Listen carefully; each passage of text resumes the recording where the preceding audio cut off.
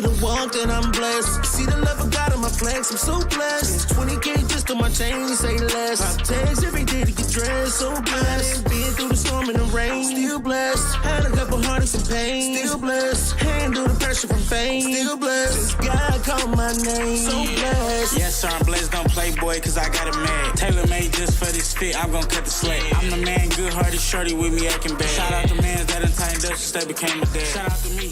Welcome back to another episode of the Cobain Report. I am Rock Cobain. This is Tramell. Steve's still out of town, but today we have Nikki Steve in the building. What's up, Steve? What's going on? Hey, tell C's, why am I doing your job, bro?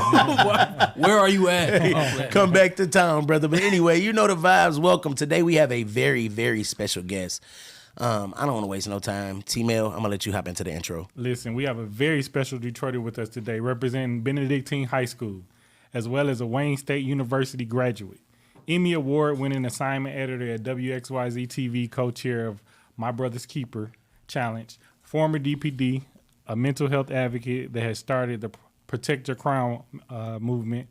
Ladies and gentlemen, put your hands together for Detroit City Council President, Pro Tem James Tate. Yeah! Appreciate you. We are so glad to have you here. Blessing to be here, brother. Man, we have been looking forward to this interview for a while. You know, like I said a little bit earlier, it was the perfect timing now. You know, we waited on the Protect Your Crown to kind of get this out here. This is a great message that you are bringing to the city.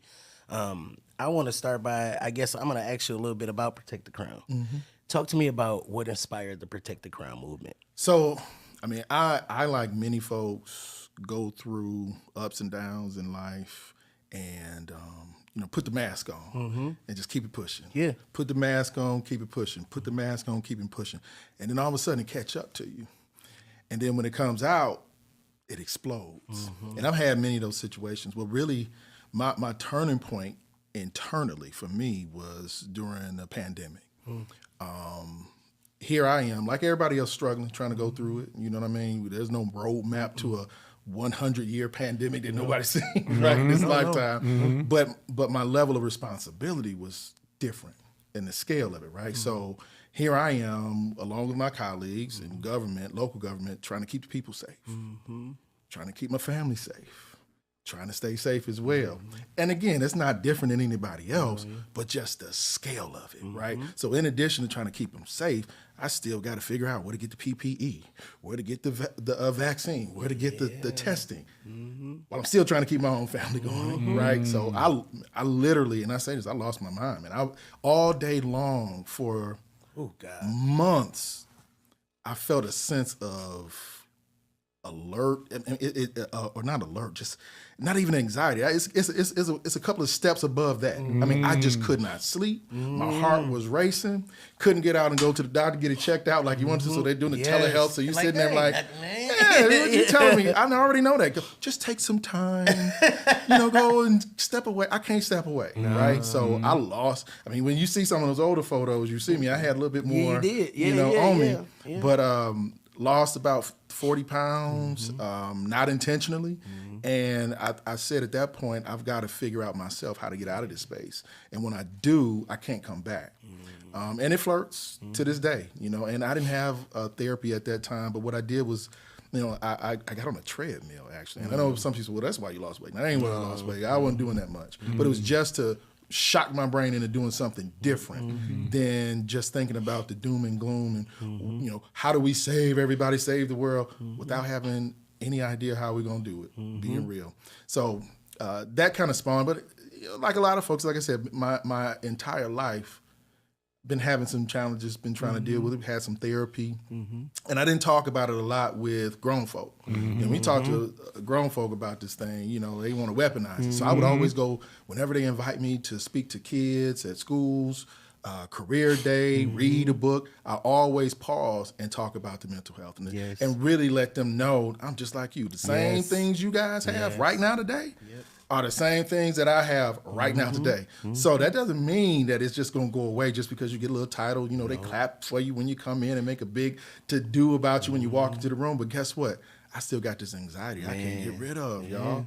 So, but what I got to do is, what I have to do is manage it.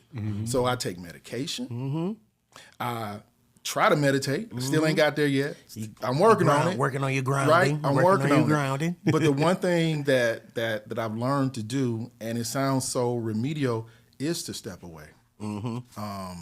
And some people don't understand it, accept it. When you turn the phone off, do not disturb. Man. They get a little like, well, why you ain't call? I called you today. I wasn't there yesterday. Right? I had a lot. Well, you always on the voice. I always got to get your voicemail. But we talking, right? So what's up? No, yeah. That's kind of where Protect Your Crown came from for me internally. I said I got to do something, but I got to make sure that it's something that's larger than just my family, a small group of people in my district. This is citywide, and when you're starting to see the ramifications of just being closed up for 2 years, and when people got out, we exploded. Yes, crime, everything went up. So Protect Your Crown is a mental health advocacy as well as awareness campaign that we're doing. But it's more than just talk. I mean, we want to tell people tools, give them information on how you can access mental health treatment. But we also want to help further demystify, give people the courage to step up and say, I need it. And even if you're not saying it, just go and take care of yourself. Loudly, quietly, whatever you have to do. And we were talking about this earlier the other day. A lot of the things that we see as criminal, deviant behavior, and it absolutely is criminal, deviant behavior, but the nexus is the fact this is mental illness that has not been treated, trauma that has not been treated, and then, as I said before, you bottle it up, put the mask on, it explodes. You got to get to some of these shelters and have some of these conversations. I work with a lot of people in shelters, and this mental health thing is so real, and what they do is they box them. They say, oh, you got 2 felonies from whatever, so now you're just in that box. When really, like you said, the stem of it was mental health to start with. I've seen a ton of them, and they just lock them up and put them away, but that's really not, and for me to hear you, somebody who I look up to as a city councilman, to be able to admit and talk about mental health so freely and so open, this is a new generation, because I know guys who wouldn't even dare because of the strength and the facade of, I got to be strong. But to hear you, a leader of the city, to say, even I, while saving you, while making sure you were okay, had my own battles. That's the realest, most transparent thing I've heard from somebody at that level of power. It's a hard thing to run the city. Then when you're in a pandemic, you have to worry about every little nuance. Then it's no longer, we can't even go outside. Nope. We can't talk to each other, can't touch each other, can't nothing. We know what this is gonna look like, right? No. I watched Walking Dead, right? Man, yes. And I remember the first time I went to the pharmacy. I went to Rite Aid, and I said, "Well, let me get me, because it's all going down. Let me get some Mucinex or something." No, I was trying to make my own hand sanitizer because you couldn't find that. I said, let me find some alcohol. Couldn't find alcohol. The little things. Oh, where we going? What's about to happen? Yeah, wake you up. Remember when it was time to go to the grocery store? Just going to the grocery shop. Nothing there. Nothing there. But it felt like a mission, right? It felt like a mission when you there. You didn't talk to nobody. No, had the mask up. Had the mask up. Anybody talk you or cough, you looking like you ready to scream. You see what I mean? And that 2 years of that. 2 years of that. Right? Yeah. And so those are our kids that went through that. Oh my grew God. Through it. They struggle, I think, the most with it. Well, you know what? When you look at the stats that we already have, and we don't have a lot of stats. That's why I'm going to talk about this in a minute about the survey, why it's important for us to have a survey. One of the stats that we do have is that, and this was actually pre-pandemic, 1 out of 4 DPS-CD students had indicated that they had thought about committing suicide pre-pandemic. 1 out of 4? 1 out of 4. A quarter? Jesus out of 4. Christ. Right? Now, those are only ones that are being honest. Those are the ones that have actually been surveyed, because you didn't survey every student, but that's the sample that we have. That's crazy. Right? Our babies. City of Detroit, last year, 13,000 plus calls to the police department for mental health concerns. 4,600 of them for suicide. That's what we're living in right now. Deep. So we can't stop. No. I mean, that's when I see those numbers, when I see that and the impact, protect your crown. Yeah. You know, and if I got to be vulnerable, Yeah. then I got to be vulnerable, but I got to help do my best. Once again, save my people. Yeah. And I feel like with protecting your crown, I think it's like a lot of measures that should be taken like prior to, people having those mental health breakdowns. I was thinking in particular, right, about conflict resolution. It seemed like we practiced that probably in grade school and then it just kind of went away. But a lot of issues that happens when people, have like violent situations, like I was sharing with you about, the funeral I went to earlier, long live like Lou, Luzelle Etheridge Jr.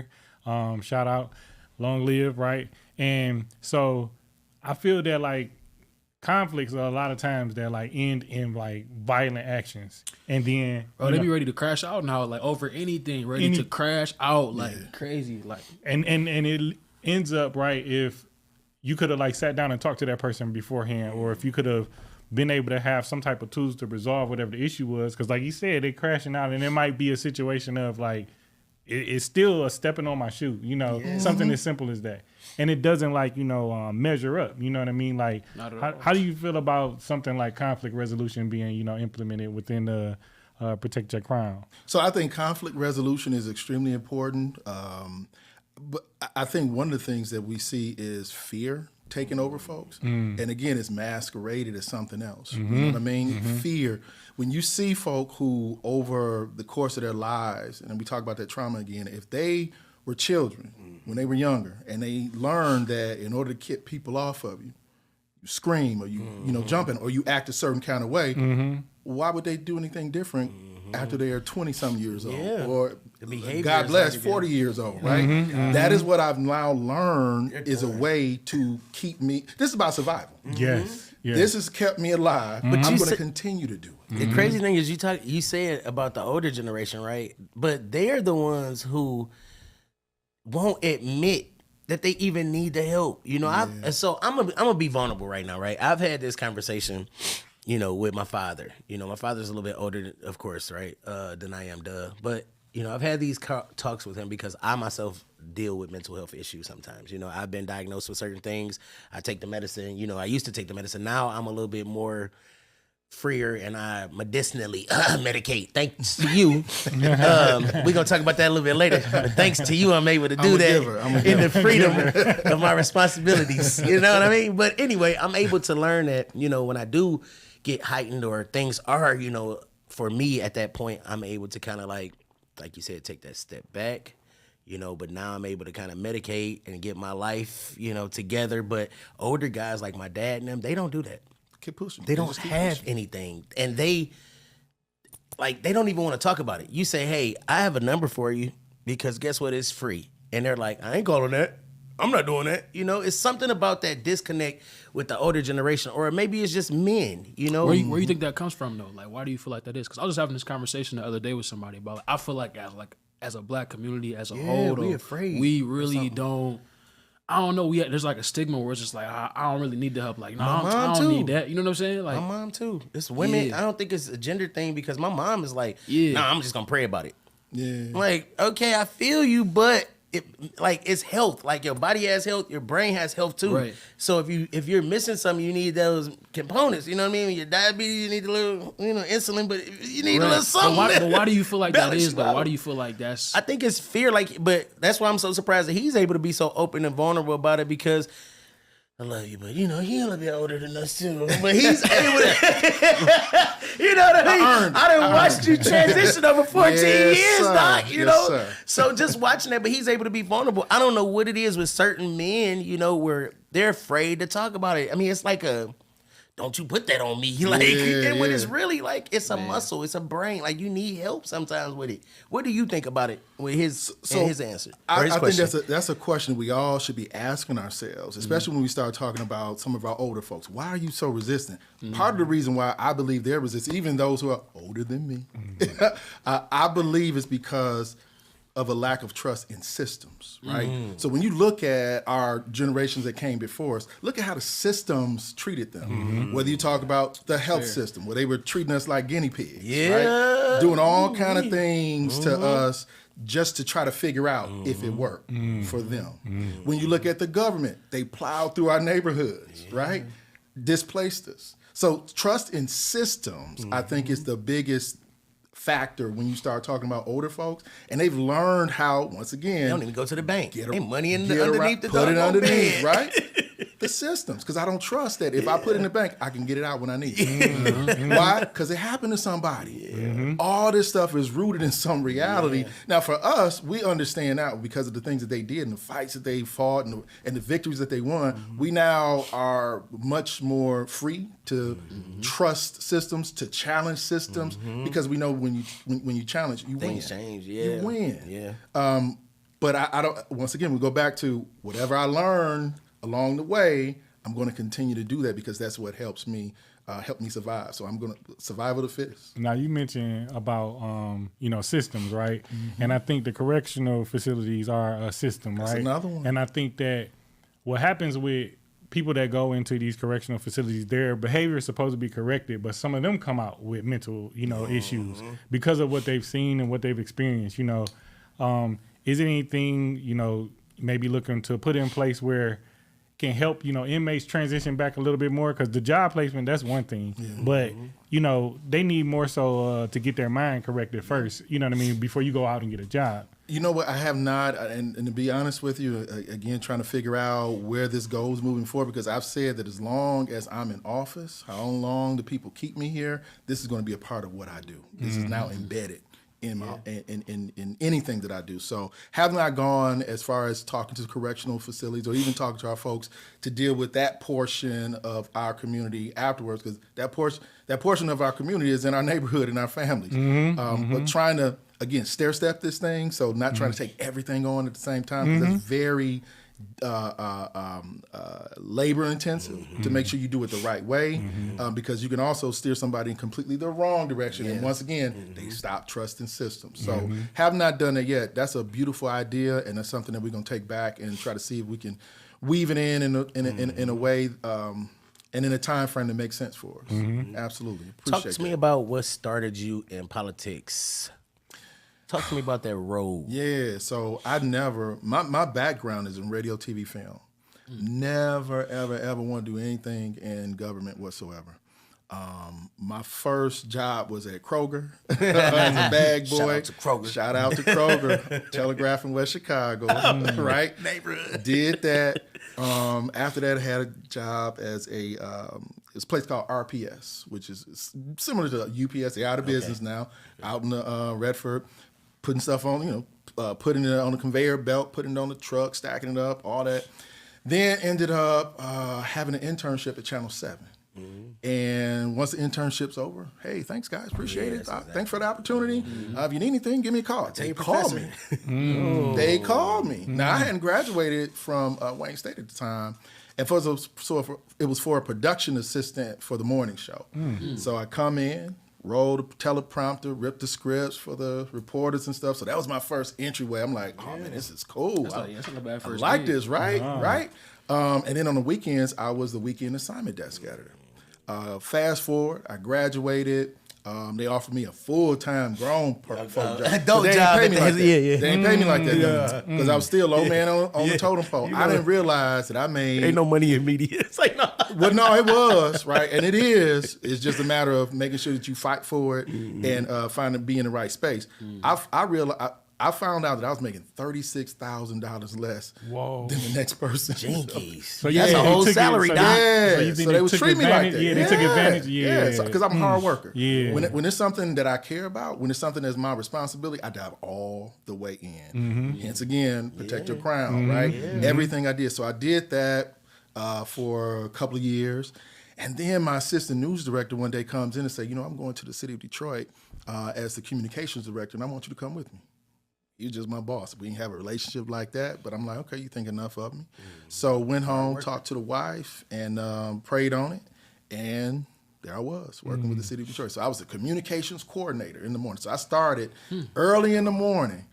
When the news station, when early news comes on, I was there. So I would be the person called, hey, anything going on? Anything going on? So remember back in the day, we have been in front of this, water, this leaky fountain or whatever. We've been calling the city for 3 hours, 8 days. That never happened when I was in that spot because I would call them and say, what you got going on? By the time they went on air, it was fixed already. So they stopped giving me the information. And this was during the Kilpatrick administration. So I worked in the Kilpatrick administration, in the mayor's office. Yeah, we weren't, I wasn't hanging out in the parties or anything, but that's the kind of talent that brother had. He had some, I mean, I'm just telling you what I was told. Right. No. It was the quiet drop of it though.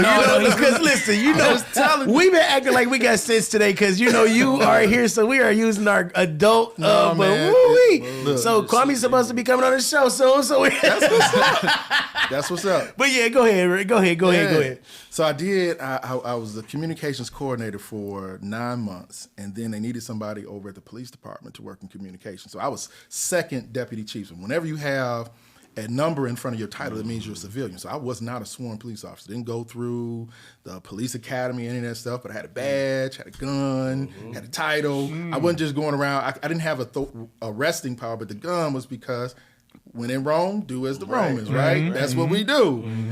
Never used it, anything like that. And as a matter of fact, I had a situation where I'm so thankful that I didn't use it, but came very close. It was a guy who was deaf. I had my nieces and nephews, they playing ball up front. And this guy just coming over. And I'm like, yo, what's up? And he just still coming. He's still coming. And but something made me pause because I'm like trying to figure out what's going on. These are my nieces and my nephews. That's my world, right? Sure. But I paused enough, and then once he got close, he started signing. I'm like, boy. That would have changed everything. Right? Yeah. The whole thing. That was when I was at DPD. So while I was there for 5 years, and I kept getting people say, man, you're a pretty decent dude. You might want to run for council. Well, I ain't running for no council. What? Nah, that's not happening. Run for council. I'm, again, dealing with those things I told you about, right? The anxiety, everything, all this stuff. So I'm like, no, this is not for me. But once again, prayed on it. And I was looking at it, and I was saying, man, the city was twirling down the drain. Yeah, back then, 14 years ago. And we talking about 2009. It was tough right after the 2008 and all of that. It was terrible. Yeah, it was terrible. Twirling down the drain. Trash wasn't getting picked up. We weren't closing any cases. We were constantly getting more crime. I mean, wasn't paying bills. So we knew we were headed towards 1 million people almost. Lost 1 million people, right? Yeah. And I'm like, why would I want to do that? But then I thought, I trust myself. I know I'm a hard worker. I dive all the way in. So after, back and forth, don't do it, don't do it, and getting the blessings from my wife as well, because when we do this, it's a partnership. You gotta have that. I decided to run, and that was in April. And what was really cool, and this is the thing again about having a strong partner. She said, you need to quit your job because you don't want anybody saying that you were campaigning on city time. I was like, dang, it makes sense. So, and she, held it down. She held it down for 9 months. My wife held it down. Now, I held it down for her. Years, for sure. A couple of years prior when she was doing her thing. I got you. So, find you somebody good, right? That's your hard camera right there for dramatic effect. Find somebody good. Find the right person for you. Forget all that other stuff. Sometimes it don't look like you want it to look. But that's for you. Listen. That's for you. Hey, he is not capping. That's what I will say. He is not lying. Yeah. Go ahead. I'm gonna let you keep cooking as we say. Right. So I mean, and what was interesting when I decided to run, I went to the police department. We had executive board, and I said, well, I'm going to be running for city council. I'm going to be leaving, but I want to thank you for the opportunity. And within 2 hours. Breaking news, Second Deputy Chief James Tate running for city council. I have nothing set up. Didn't have a website, didn't have literature, didn't have a team, nothing. So now I'm scrambling. And I took it very seriously, but it's hard when you're a new candidate, and especially when you got all these big names. And at that time, we didn't have these districts. It was that year, 168 people ran for 9 seats, and I was one of them. It was crazy. You were chosen, yeah. And when the primary came down, it was even scarier because I was out of those 9. I came in 11th place out of 18. It was whittled down to 18 spots, and I was in 11th place. So I was like, man, all these people, because along the way when people telling you, man. right? along the way, while people telling you, yeah, you the man, you can do it, you do it, you got other people saying, nah, you ain't the one. And who did I think about when I came in 11th place? The ones that told me, what you think? What? Came in 11th place, but again, I grind, I work, I pull the right folks around me, and I care, and people saw that, and I ended up having the 7th highest vote count that year and That's made crazy. It. And it's been, it's been good. It's been 14 years later. 14 years later. And You've seen a lot. You've seen a lot. You've had a lot of people come. Emergency management. A lot of other members of that council that too. That's well. And the interesting thing is, those same people that came my way. And I had to do the matrix on them. Oh, right? Yeah. They came my way. And I was so thankful that I had the right mind to say, nah, I'm good. Integrity goes a long way, man. That's one thing I can tell that you have already. We talked about it a little bit earlier. Two-parent household. You always give accolades to your parents for making sure that you had everything that you needed. You didn't have to struggle growing up. You were a hard worker because you wanted to be. Blessed. You wasn't like, oh, I gotta make it out of nowhere. Like you already, but you grew up and you did something for yourself. And bro, I think you've done something for the city. That's amazing, having a strong black man that's a family man, and ain't no wiggle room in there. I'll just put it on that way. You know what I mean? Yes, sir. Yes, sir. Tmell, go ahead before I get me in. I'm in trouble. Yeah, so again, now with the Protect Your Crown, right? Now I know it's like still in the early stages of it, but do you have any idea on like if you'll be looking into opening facilities, in the near future, like a not exactly like Eloise, but something like those facilities, since a lot of those have been closed. Yeah, so I'm glad you said that. So right now, we have a song, it's a theme song that's attached to it to help drive the campaign, but the most important piece that we have is a survey. And this survey is 19 questions. The survey is confidential. We're asking people some real questions, about your mental health. And we don't want to know who you are. We just want to know what zip code you live in. So we want to know what's going on in different parts of the city. We're targeting 5,000 responses, which is huge. But it's doable in a city like ours, especially if we just tell folks about the importance and they understand and they see it and it's visible. But that survey, the responses that we get from that survey is going to better help us as a city understand what the state of mental health is in the city of Detroit. We kind of know, but we want to hear it from Detroiters, right? And then when we get beyond that, the other reason why it's important is because that survey, the responses we get from the survey, it's going to help us better identify the resources that we need to pull in to help our folks. So there very well may be some additional beds. As a matter of fact, we partner with this organization called DWIN, and they are tremendous when it comes to referrals and service and mental health. And we're going to be opening up, we're going to actually be doing a groundbreaking in my district, 7 Mile and Southfield area. Groundbreaking 4 new beds for mental health treatment. So awesome. Excited about that. I'll say, it always feels good when you hear about an idea and being a council member, being able to say, yes, you can do it. You know what I mean? So people think we have S on our chest and we can do any and everything we want to, and we try and we try and we try, but it always feels good when you're finally able to get some things across the threshold that's really, really hard. And it's going to make a real difference. And I believe this is going to make a difference. And that's that groundbreaking, I believe, is on Tuesday. That's dope. Blessing. Talk to me about what District 1 means to you.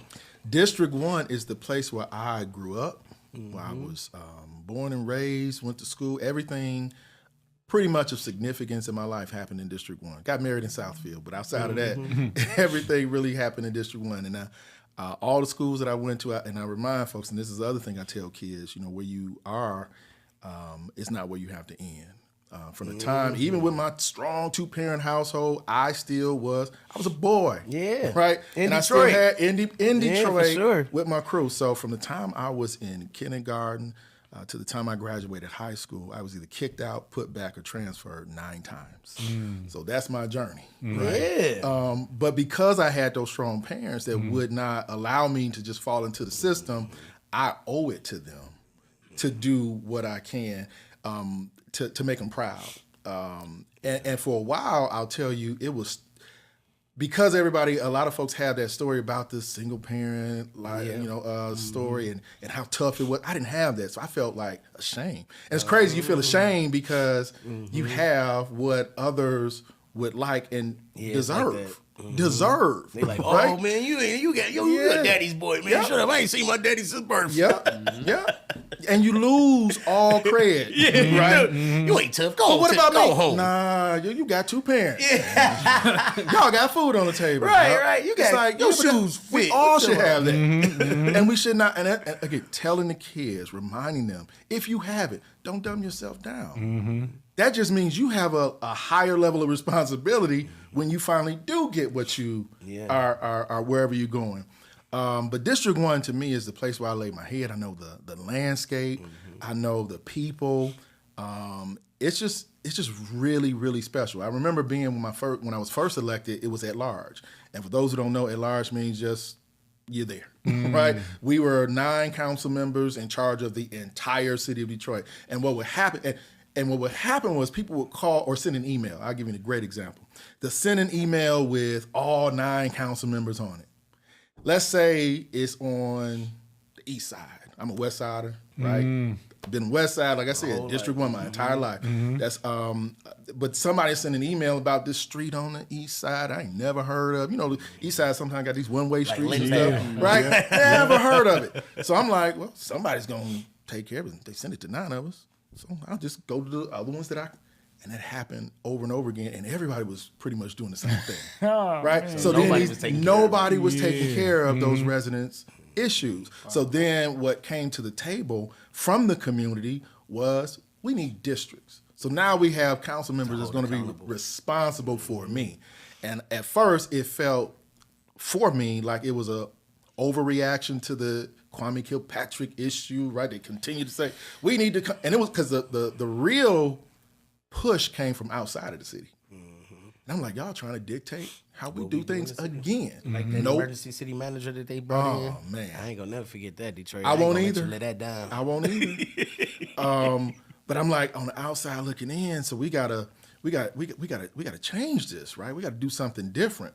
And just to see the journey from where we were then to where we are today, being able to touch again projects. I mean, Brightmoor, very special to me. But now being able to move some things in Brightmoor after all this time, getting the federal government to pay attention to us, getting the administration to pay attention to us. It's special. I love District 1. These are my people. Every month, I'm the only council member, at least for the last 10 years, been having 3 community meetings every month. That's a lot I of YouTubed engagement. about that. You definitely do. You were 2 things that I noticed about you. 3 really, but 2 is, one was the mental health thing. One was when you first started, I used to help black men a lot. Your focus was the black men and the family and the black men. And then my favorite one was getting a medicine pass for everybody. Yeah. You're very instrumental in that. Talk to me about what made you start to focus in that way to help us who need it. Yeah, I felt I was forced to do it. Because I was like a lot of folks, especially as black people.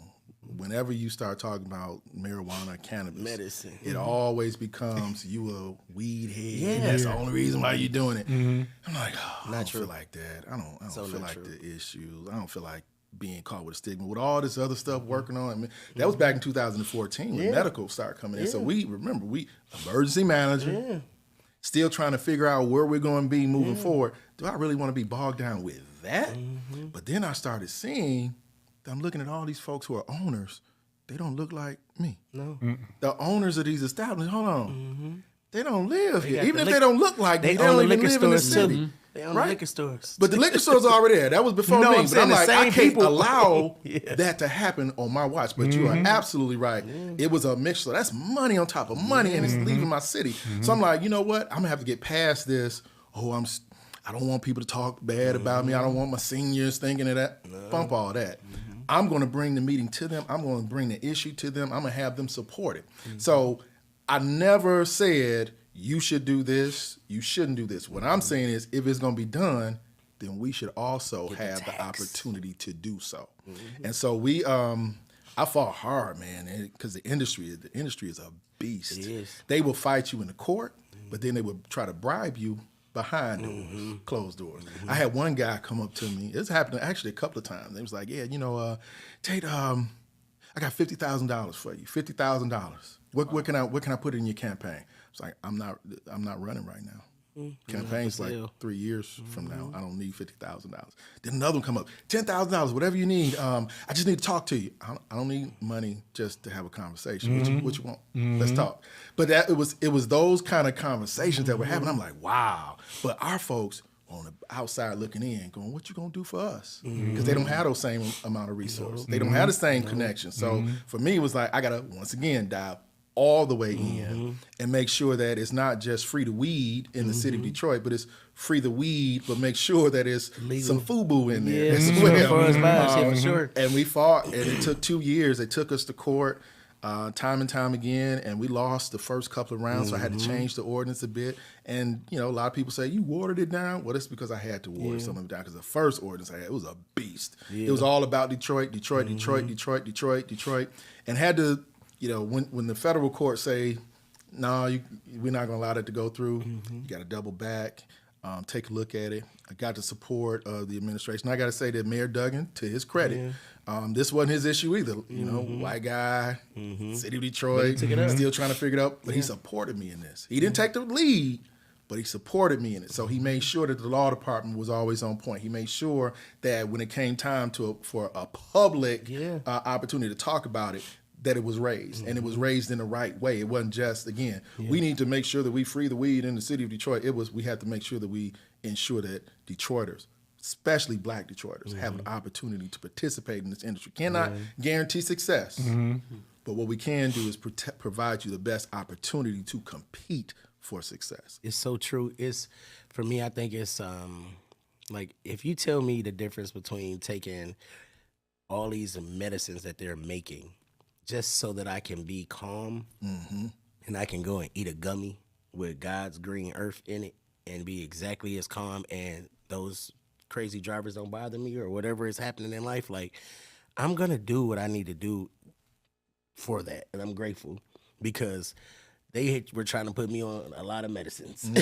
And I just said no, you know what I mean? Like, my sons was like, Dad, what's this zipper can? I'm like, bro, I don't know, but I ain't taking it. In the bag it goes, because yes, I battle, you know, with mental health issues, and it's a real thing. So I am grateful, you know, for that myself, for you doing, if nothing else, for the city. Yes, sir. The Reverend son said thank you. Yes, sir. Yes, sir. Go ahead, T-Man. I know you got one more for him. Oh, yeah, definitely. You know, with Protect Your Crown, like you said, you have the survey for people to fill out and everything like that. But what else do you feel that the Detroiters can do, you know, to help, you know, with mental health, like as far as with one another? Because I think that people don't take into consideration sometimes when a person may be dealing with something, you know, or like you were saying with the stigma that like weed has, like, and how people like, you know, kind of ostracize those people. Like, what is it you feel like the citizens can do, like, to assist in protecting the crown as well? Yeah, I think one of the things that we can do is first recognize that everybody's going through something. So don't take it so offensively if they don't, again, call you back because they didn't come to your party, because they didn't fill in the blank. Talk to them, ask them what's up, because you may learn so much more about that person, what they're going through, and then it gives you the freedom also, if you like, to express how you feel and what's going on in your life. We don't talk enough about what we're going through. We again have that mask. We have that mask and we keep it on all the time. And I think it's important to, again, normalize these conversations with young people as much as possible. And not just say, it's okay to not be okay. What does that mean? Young people don't have any understanding of what that means. What that means is, we need you to take your time. Take your 10 seconds. Take your hour. Take whatever it is. And honestly, the other piece to it is some people do have to take that medication. Yeah, some of them do. Yeah, for sure. Some have to take that medication. Some have to get therapy. Some can just go and ball for 10 minutes and get it out of their system, right? Whatever it is, find your thing and lean into it. I noticed that work-life balance goes into a lot of, like, helps a lot with mental health, you know, having that work-life balance, understanding that I am at my max right now and I have to take a woosah. You know, when I was a program director, I had 7 different programs to run. Salvation Army was taking a hit because, listen, HUD was wearing me out. You know what I mean? And you have to be honest and say, right? It's a lot. But like they say, to whom much is given, much more is required, right? So It's kind of walking that thin line and understanding like your mental health, you know. So I was gonna say Go ahead. too, because I think another issue that we deal with, and it's unfortunate because it's like people take pride in fighting for the country, you know. Like Nikki Steve, you know, he's a veteran, and I think a lot of mental issues like wear down on like the veterans from what they leave out of somewhat of what is a normal environment and go to the, you know, it's like fearful survival, you know, type of environment. Oh yeah. So Nikki Steve, man, share what you feel that you think could help like protecting the crown, being a veteran. Man, you just gotta be open to receiving the help, man. If you're not in a good space, you know, you just gotta ask for the help. You know what I'm saying? Check on your people. You know, all the time I text you like, man, mental health check. You know, just on random day of the week. But it was crazy when I was out there in Germany. I was out there for maybe a month or so. I met a guy at a Thanksgiving dinner. Real cool dude, had a beautiful family, two kids. Probably a week and a half later, I get a call from the kid's godmom like, yeah, such and such passed away. I'm like, why did he pass away? He committed suicide. Can you cut his son's hair for the memorial? I'm like, okay. So that was like my intro, you know what I'm saying? Being out there in military, how real it is. You know, people getting deployed all the time, and they give the whole spiel like, take care of your mental health. Like if you need a moment, you need a moment. At the end of the day, like being in the military, like you in that contract, they own you. You know what I'm saying? They own you. You feel me? You gonna work when they tell you to work. They can say all the right things like mental health this, mental health that, but suicide rate was real high out there, man. But you gotta be willing to, you know, reach out for the help if you need. Have like, these open conversations for like real. this, bro. Your life is more important than, you know, than anything else you're going through. Your life is more important, you know. Well, you know, and the thing for us in the city, we've got to also make it more accessible, the information accessible to people, because there's a lot of folks who are ready to make that plunge, but they don't know where to start. It's very intimidating. So if I wanted to go get some mental health treatment, where do I start? Do I call 911? 311 or something like that. Right.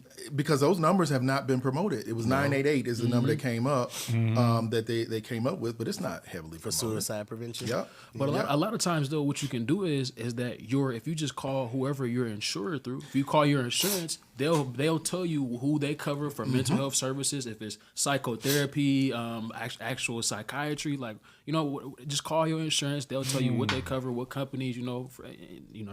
That's one way that I know of at least. But So you hitting on something that we talked about in the office, because a lot of people don't even know they have that you're covered with mental health, with your benefits that you cover mental health treatments.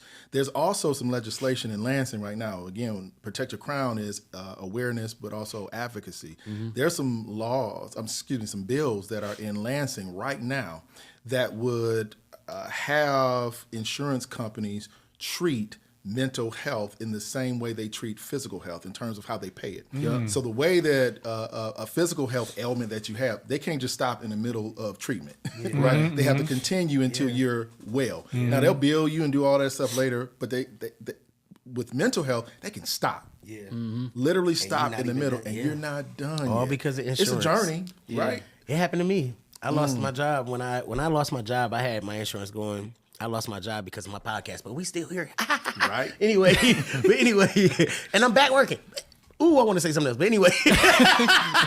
Anyway, bro, so when they cut my insurance, my therapy stopped, you know? And I had to pay out of pocket $75 a week, and I was just like, I don't have no job. I'm not paying that. I'm so right there, but it's just grateful that I have a relationship with my therapist, and I was able to, you know, get back into it as of June 1st, but you know, I'm an advocate of anything that has to do with mental health, anything that has to do with therapy, doing the work, you know, because a lot of us struggle with these things, whether it's internally, and have been, a lot of us since childhood, whether it's abandonment or absenteeism, a lot of these things play a part into our mental health. So I think today's discussion was awesome. I want to thank our, go ahead and say it so I can say it right, Council President Pro Tem. Yes. James Tate for Jr. stopping by the Cobain Report. We're going to give everybody one round to let them know where to find you at and what you have going. I'm going to start with our of course, Pro Tem, illustrious guest, right? Councilman President James Tate. Let us know where to find you at, what you have going on. We know the campaign. We are pushing the campaign. We continue to talk about mental health because we want to push this campaign. That's why this entire episode has been dedicated to mental health awareness. Ching, ching. Okay? So go ahead, let them know where to find you and all the good stuff. So on IG, you can find me at Councilman Tate Jr. You can find me there. We're on Facebook, Councilman James Tate. We have the survey, and I want to continue to tell folks where you can find that survey. Make it real easy. Just go to Google, type in Protect Your Crown Detroit. That's usually the very first thing that pops up, because if I tell you Detroit, MI.gov, people not remember that. So go to Google, Protect Your Crown Detroit. That's that first link. We're looking for people to participate. But we also have a theme song that we talked about to help move this, and it is called Protect Your Crown and All the Way Down. Yes. That's important. It's not just up here. Things you put in your body, and the movement or lack of movement also affects your mental health. So Protect Your Crown and All the Way Down. And you can find that on all major music platforms. So we're going to have Uncle Ray put the link in, and we're going to put up the QR code. Yes. So they're able to scan on the screen and go there and take that survey. They don't know where you're located if you don't put the zip code. Make sure you put the zip code. It's very important. T-Mail, what you got going? Check us out. Again, follow us on YouTube, The Cobain Report. Like, comment, subscribe. Continue to help us bless the skitty. And that's bless_Detroiter. We want to appreciate the illustrious guest that we have here in the City Councilman, James Tate Jr. Very, very grateful for having you, and hoping everything goes as you plan with this movement that you have going on, because it's really needed. Yes, it is. Nikki Steve, what you got going, brother? See, it's about 5:09 right now. C's, I know you just got off your flight about 10 minutes ago and you in baggage claim. Wow. This will not happen again. We miss our buddy, man. Caesar, we do miss shout you, out to C's, man. Shout out to C's. You can find me on, I'm only on IG, but you can find me on IG at Nicky Stee, NICKYSTEEE. Also, man, I just dropped a song, so come around. It's out. Everybody loving it.